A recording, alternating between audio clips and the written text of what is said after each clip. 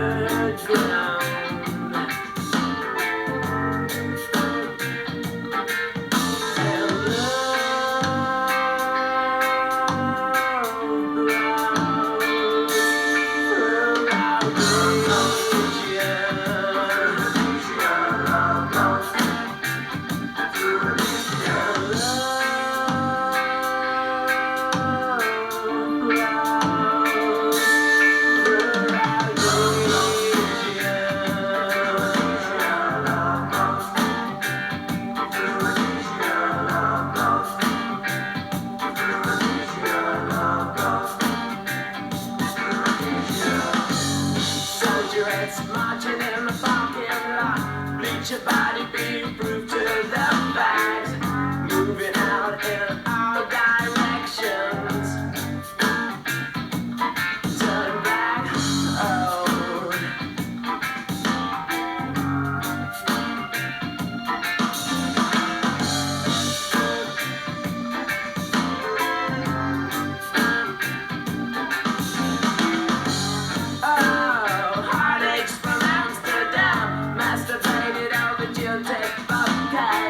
Approximations, counting on a freight line. Whoa,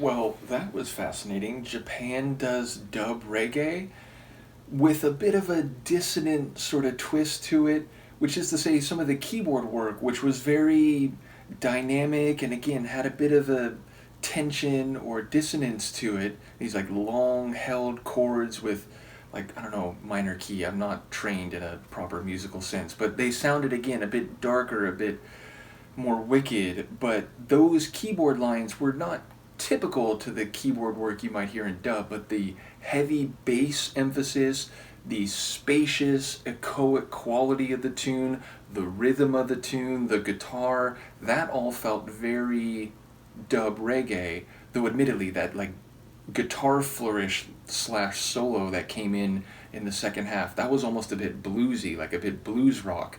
But overall, again, it had a very dub reggae feel. And to be fair, a lot of dub reggae, has like protest song type of vibes in terms of the themes and the lyrics. Though I don't know if that's what's happening here. I mean, first of all, I was trying to figure out, is he saying love, lust, Rhodesia? And then it's like, wait, no, like love, lost, Rhodesia might make more sense. But I was still unsure if that's what I was hearing. And there was like, majorettes in parking lots and so on, which, could be an idea of a like militarized, colonized place where otherwise like domestic or commercial activities are taking place, but against the backdrop of a colonized political control. But maybe I'm reading too much into that. Maybe I'm not even hearing those lines correctly and I didn't catch everything.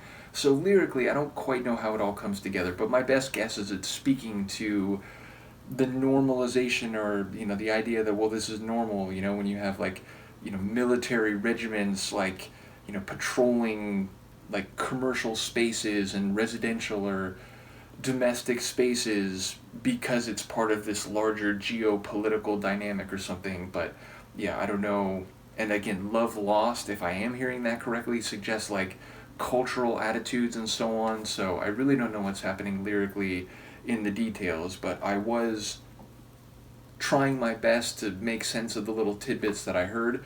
But sonically, I really enjoy that, and definitely, it had that, again, spacious, echoic, down tempo, a bit lazy, not in a bad way, but lazy in terms of like the mellow groove, but again, with a bit of a wicked, dissonant sort of turn to some of the sonics and like some of the keyboard work in particular. So a really engaging tune. Let me know what you think of it, and I will see you for the next one. Peace.